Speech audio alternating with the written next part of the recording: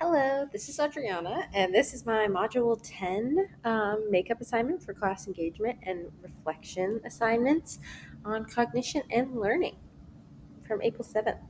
I'm just going to dive right into our first classmates engagement log. So Andrea had mentioned that in class, everyone was discussing physical activity during the school day, especially in younger grades, and how this could either be seen as a negative or a positive. Personally, I think it could only be a positive. I think any physical activity is beneficial.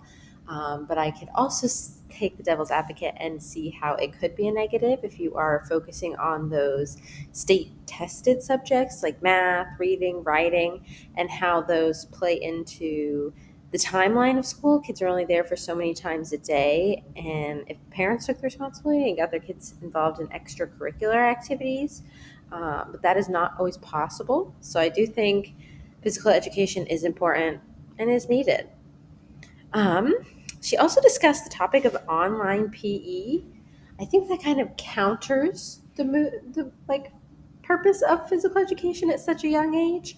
I could see this being positive in like older clients, like in a work setting, because they are a bit more aware of the benefits such a young age, like middle school and high school.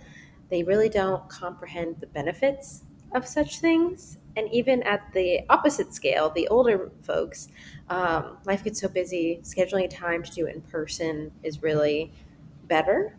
And online PE for those populations just don't seem very beneficial. They also kind of discussed on how to promote physical activity. And again, in such young ages, like middle school, elementary school as well, it almost you have to make it fun to almost trick them into physical activity because they haven't hit that side of like body image issues. Maybe in middle school they have.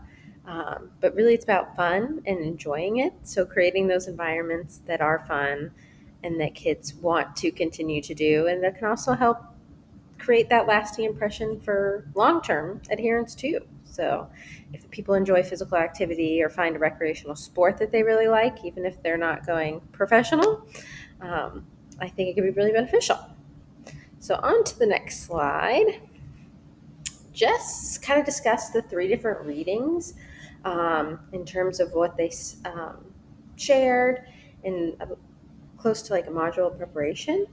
Um, Her question was heavily based on the larger population that could have been done in the research and how that would have affected the results. And then she was shocked by the results in older versus younger populations, which I would agree. The data just did not really show it was significant, which I thought was also pretty interesting.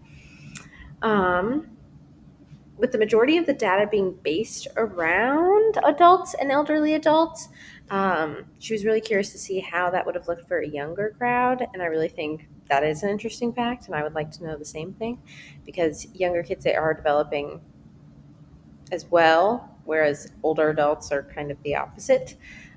So, where do they kind of overlap? When is that peak of physical activity and when's the best time to do it? Yeah, and that cognitive functioning. When do they peak? When do they start to decline? That'd be interesting to see, and especially how exercise can play into those numbers as well. For the next one, um, it got kind of cut off in my reformatting, but she discussed the current standards and guidelines to avoid alcohol fully, which I thought was really interesting because I honestly did not know that and have a background in that. Um, it kind of opposes where everyone's like, oh, a glass of wine is a good thing, it's happy and healthy. Where today everyone is like, oh, any alcohol can be harmful. And I actually like that because I agree. I'm not an alcohol drinker myself, but it's interesting to hear how the field is changing as well on the topic and how they are putting a bit more context behind alcohol and the effects it has. Um, she also described the shift in the psychological field for this and how they are focusing for more like harm prevention sides of everything. Um, Abstinence is what she's saying will work the best, and but of course it will not work for all individuals, and it's really hard to just cut dry where somebody is, especially if they have a high chance of relapse, which I thought was interesting.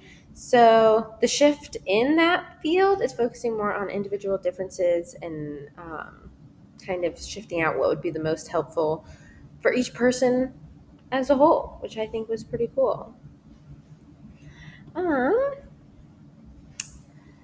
There is the topic of it's better to engage in any exercise than no exercise at all, which she also mentioned in her class engagement log, which I think ties to the other two very well, especially the physical activity in school. It's better to get kids moving than not at all. Same thing with alcohol. It's better to cut out any alcohol than none at all.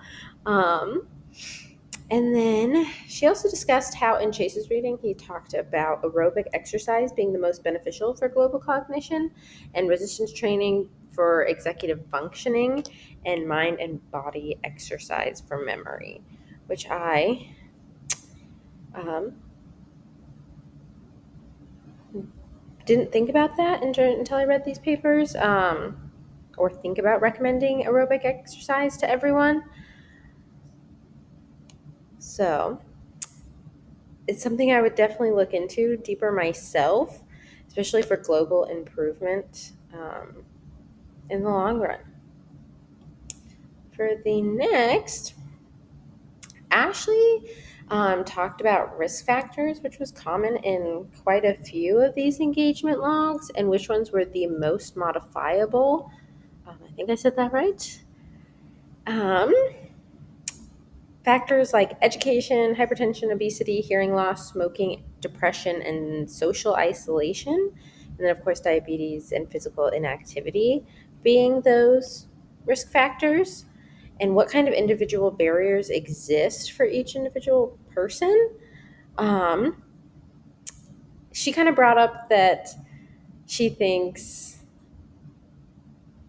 obesity, smoking, and physical inactivity, and then type 1 diabetes were the most modifiable factors on the list. So ones that could be changed. Um, these ones can often be addressed through behavioral and lifestyle interventions. So obesity, like working out, smoking, you could try to quit smoking, and then physical inactivity could also be with the obesity factor as well. Type 1 diabetes, I'm not quite sure why that one was in there. Type 2, I would see yes. Um, Type 1 can be managed, I think, better than modifiable. Just personal thoughts. Um, she also mentioned that Marcus added education to the list, um, which I think could be. I think you can, if you really tried hard enough, you could learn about quite a few things, especially if it's something that you're passionate about. And I think you can also learn from experiences. So if you're like overweight and clearly you're not healthy, even if you're not taught at a young age that physical activity is a good thing, you could still learn from that current experience and change um, that lifestyle to make it better. Um, I do also agree with Ashley's point that it could be like financially a burden. Not everyone can go to such higher level educations, but I do think you can learn through your experiences and to a point definitely get a broader topic. Um, and she talked about a more broader picture of cognitive health outcomes and how these can feed into those. So again, just that learning through experience and putting it out there more broadly. So not just leaving it to those high level education topics, but teaching it at a younger age. So going back to including physical education in those elementary, middle schools that typically most people hit before they drop out to work or they don't make it through high school fully because life happens. So I think that could really help. So in Juliana's blog, hers was heavily on the Ornish study. She talked about the long term effects of the lifestyle changes. So her question was pretty much how well does she think that this would translate over to a real world application and help people stay in the intervention because it did have some benefits. She talked about how it is such like an in-depth intervention. So they were provided like food, they were watched. So how did they think that patients, once they left and were no longer in the study, would actually continue to do what they were doing in the study, even if it's not exact, but how much could they keep those benefits in a real world setting? She also pointed out that it could be expensive and difficult to maintain. So, kind of going back to those like barriers, not everybody can afford it. But I do think, again, if you learn, you adapt. Again, any exercise is better than no exercise, especially if you're coming from sedentary populations. Um, on to the next slide. Abby again brought up the mechanisms of exercise on cognitive functions. Um, she really pointed out, and I liked hers a lot, talking about like why something works and knowing the reasoning behind the mechanisms of exercise on cognitive function. So you could have somebody do something over and over again, but if they don't understand the value behind it, it's hard to keep them engaged and still present within a program and intervention. And that falls back to exercise adherence. Like if they don't know the benefit or the why or evidence or context, they could just think you're making it up. Um, they're most likely not going to stick to it, especially if it's something they do not enjoy. She also talked about the current exercise science research in the topic, and we discussed a lot about in class how it's not as long as we would like, and funding is hard to get, which is understandable. In a perfect world, we would love more research that's longer, just to truly understand the whys and the hows of exercise on these topics. Because it can really help understand the mechanisms better and potentially lead to better interventions in the long run. And individual interventions has been shown to be very beneficial, but I think having some guidelines just to help share with people who are not professionals, just to see the value, might be very beneficial at a large scale setting as well. So, Vista's engagement log, he talked about how modifiable risk factors affect dementia and mortality worldwide. So his was interesting. Things like smoking, high blood pressure, obesity, and physical inactivity were major causes of preventable deaths. So things that can be modified to prevent that. And physical activity is a very big portion in enhancing cognitive function and reducing these risks overall. He raised a point in class that was kind of along with smoking and high blood pressure that these things, smoking, high blood pressure, cancer, and obesity, are the top 5 risk factors of death worldwide. Um, and obesity is a serious public health concern because of its association with chronic illness like diabetes, heart disease, and different types of cancer. All of these are pretty closely related, smoking being kind of the outsider.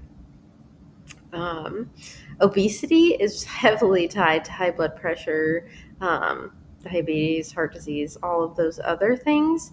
Um, and that can be helped and be possibly prevented by exercise. So, focusing on these risk factors and how to encourage physical exercise to help modify them and eventually lead to risk reduction strategies.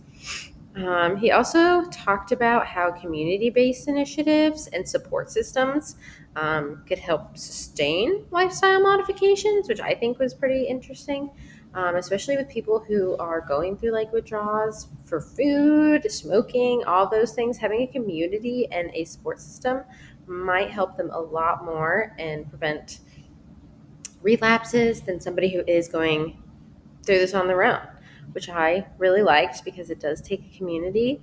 And sometimes just that social interaction and exercise, having somebody to go to the gym with, keeps you accountable and can help prevent a lot of these.